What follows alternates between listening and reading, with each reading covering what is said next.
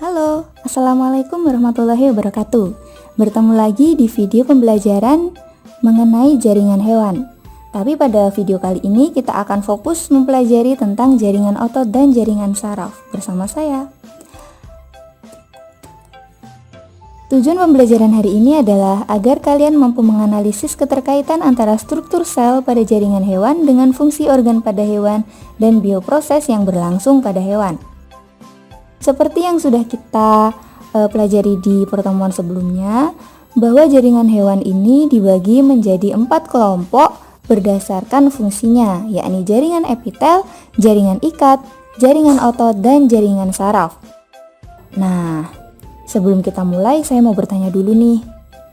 Pernah nggak sih kalian secara tidak sengaja menyentuh permukaan kompor yang panas? Nah, secara refleks pasti tangan kita akan langsung menjauhkan, sakit begitu kan? Nah, tahukah kalian bahwa gerakan yang kita lakukan itu merupakan gerak refleks? Apa sih gerak refleks? Jadi, gerak refleks adalah gerak yang dilakukan secara spontan ketika tubuh kita itu mendapatkan sinyal yang danger atau darurat seperti itu. Misalnya, ketika kita tidak sengaja menginjak paku. Nah, nanti saraf pada kaki kita yang bersentuhan dengan paku akan mengirimkan sinyal ke sumsum tulang belakang, sehingga sumsum tulang belakang tadi akan memproses informasi dan menginstruksikan otot pada kaki kita untuk segera mengangkat agar si paku tadi tidak menembus bagian kaki kita tersebut di dalam. Seperti itu. Nah, jaringan otot dan jaringan saraf adalah jaringan yang saling bekerja sama, di mana jaringan otot menerima sinyal dari saraf sehingga mampu diprogram untuk bergerak. Di sini jaringan otot berperan sebagai motor, sementara jaringan saraf berperan sebagai sensornya. Oke, kita masuk ke topik pembahasan yang pertama, yakni jaringan otot. Otot adalah jaringan yang berperan dalam pergerakan hewan dan manusia. Otot ini tersusun atas sel-sel otot atau miosit yang berbentuk seperti serabut yang mengandung serabut kontraktil yang disebut dengan miofibril. Mio itu otot, fibril itu serabut, jadi serabut otot. Nah, miofibril ini tersusun atas filamen aktin dan filamen miosin, dan apabila filamen aktin dan miosin ini saling bergesekan atau sliding seperti ini, maka akan tercipta tensi atau tekanan. Nah, hasil dari tekanan tadi akan menyebabkan si miosit atau sel otot tadi berubah bentuk, sehingga otot kita itu mampu berkontraksi dan relaksasi sehingga tubuh kita ini mampu bergerak. Dan berdasarkan struktur sel penyusunnya, otot ini dibagi menjadi 3, yakni otot lurik, otot polos, dan otot jantung. Kita lanjut saja ke jenis-jenis jaringan otot.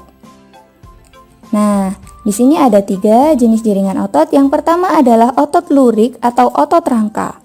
Sesuai dengan namanya, otot ini menempel pada rangka, berfungsi untuk memindahkan atau bergerak serta menstabilkan posisi dari rangka, menjaga jalur keluar dan masuknya sistem pencernaan, pernafasan, dan saluran urin. Selain itu, otot rangka juga berfungsi untuk menciptakan panas dan melindungi organ-organ internal. Untuk cirinya bisa dilihat di sini. Secara tampilan atau morfologi, otot rangka ini memiliki penampilan yang berlurik-lurik atau bergaris-garis pita seperti ini. Oleh karena itu disebut dengan otot lurik ya. Nah, untuk selnya itu berbentuk silinder atau memanjang seperti ini.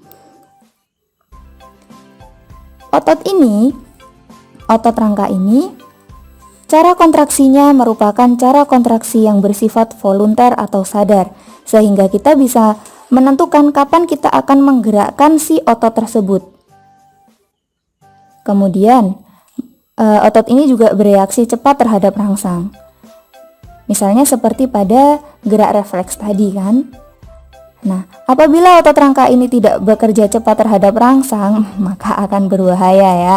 Kalau semisalnya kita terkena hal-hal yang darurat yang bisa menyebabkan terjadinya gerak refleks, tetapi refleks kita atau kemampuan otot rangka ini untuk memproses rangsangan tadi itu lambat, ya pasti nanti akan berbahaya dong. Seperti itu. Kemudian ciri selanjutnya adalah otot rangka ini memiliki ketahanan bekerja yang rendah. Kenapa? Karena otot rangka ini memiliki bahan bakar tertentu. Sehingga apabila digunakan terus-menerus, maka kita akan merasa capek. Seperti itu. Kemudian kita lanjut ke otot selanjutnya, yakni otot jantung. Sesuai dengan namanya, otot ini terletak di jantung dan berfungsi untuk membantu jantung memompa darah serta menjaga tekanan darah. Nah, apabila dilihat dari morfologinya, otot jantung ini memiliki tampilan yang berlurik-lurik dengan sel yang berbentuk silindris tetapi bercabang, dengan inti sel sejumlah 1 atau 2 yang berada di tengah. Untuk cara kontraksinya atau sifat kontraksinya, otot jantung ini bersifat involunter atau tidak sadar. Maka jantung ini akan terus lanjut bergerak walaupun kita tidur, walaupun ada manusia yang sedang pingsan, tetapi kan jantungnya itu terus bergerak. Oleh karena itu, otot jantung ini bersifat involunter atau tidak sadar. Kemudian, untuk kecepatan reaksinya, otot jantung ini juga bereaksi cepat terhadap rangsang. Kemudian untuk ketahanan bekerjanya itu sedang. Kemudian ke otot selanjutnya yakni otot polos. Otot polos ini terletak pada organ-organ dalam seperti organ pencernaan dan pernafasan. Untuk fungsinya, otot polos ini berperan untuk memindahkan makanan, urin, serta saluran reproduksi. Selain itu, otot polos ini juga berfungsi untuk mengontrol diameter dari jalur respirasi serta mengatur diameter dari peredaran darah tersebut. Nah, kemudian apabila dilihat dari morfologinya, otot polos ini memiliki tampilan yang polos tanpa adanya lurik-lurik seperti pada otot jantung dan otot rangka. Dengan sel yang berbentuk gelendong itu ini ya, pada ujungnya runcing dan menengahnya itu agak nebal, kemudian ujungnya meruncing lagi, itu namanya gelendong.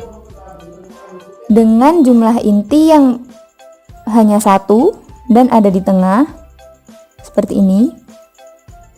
Kemudian untuk cara kerjanya itu bersifat involunter atau tidak sadar. Buktinya apa? Buktinya ketika kita tidur, sistem pencernaan kita juga tetap bekerja untuk mencerna makanan. Kemudian sistem pernafasan juga tetap bekerja walaupun kita sedang tidak sadar atau tidur. Seperti itu.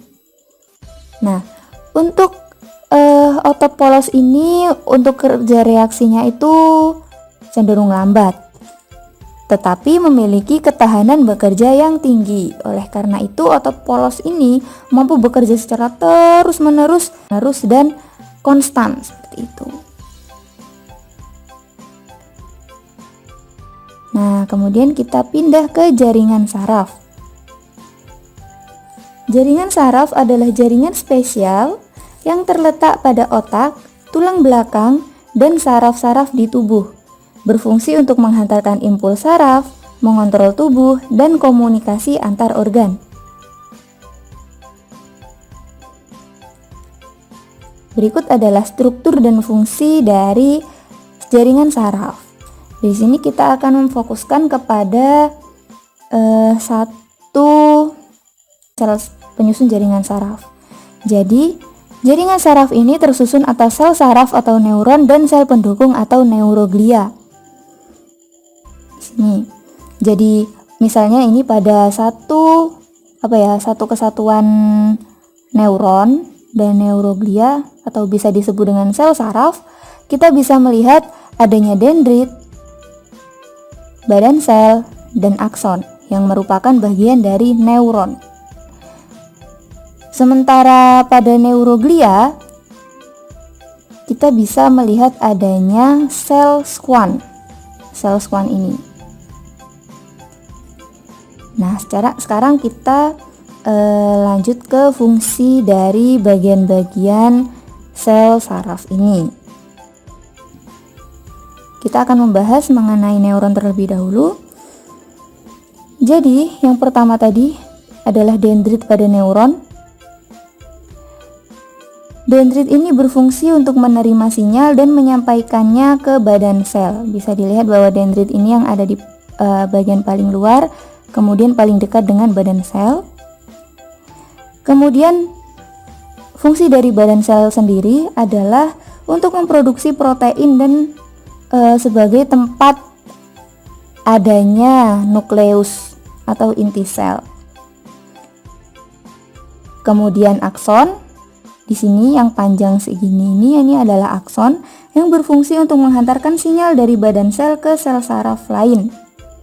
Nah, jadi bisa dilihat bahwa jalannya impuls itu berasal dari dendrit, diteruskan ke badan sel, kemudian oleh badan sel ini diproses dan diteruskan ke akson, kemudian oleh akson akan diteruskan ke dendrit sel lain melalui sinapsis.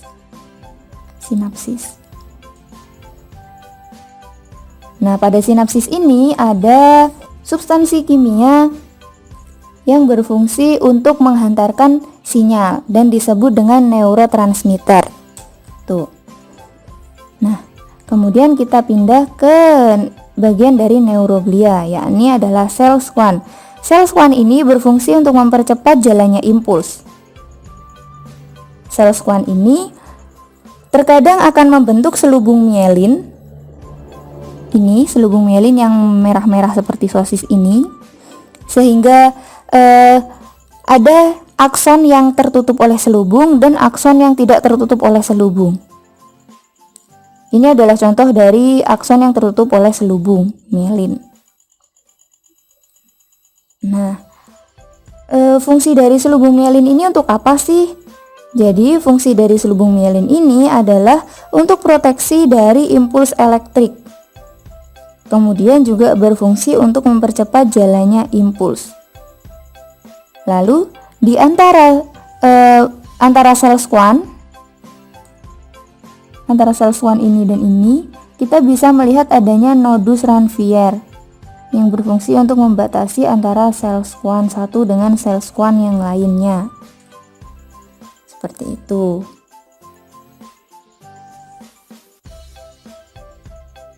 Nah, untuk materi jaringan otot dan jaringan saraf sampai segini dulu. Apabila ada pertanyaan silahkan ditanyakan di forum diskusi pada grup WhatsApp ya. Bisa kita jadikan materi untuk bahan diskusi. Terima kasih. Sampai jumpa. Wassalamualaikum warahmatullahi wabarakatuh.